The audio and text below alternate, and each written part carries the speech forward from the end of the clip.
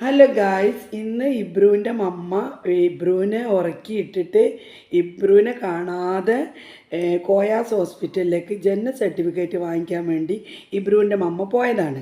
അപ്പോൾ കുറച്ച് അങ്ങോട്ട് എത്തിയപ്പോഴത്തേന് ഇബ്രു ഉണർന്നപ്പോൾ ഞാൻ എന്ത് ചെയ്തു, ഇബ്രുവിന് പാല് കൊടുത്ത് കണ്ടോ. പാല് കൊടുത്ത് കഴിഞ്ഞതിന് ശേഷം ഇബ്രു ഇങ്ങനെ നോക്കുകയാണ് ഇന്നെ. പക്ഷെ ഞാൻ അവൻ്റെ മമ്മയല്ലല്ലോ, ഞാൻ അവൻ്റെ ബേബിമ്മയാണ്. അപ്പം അവൻ എന്നെ എന്താ വിളിക്കുക, ഇബ്രു ബേബിമ്മ വിളിച്ചാൽ മതി കേട്ടോ.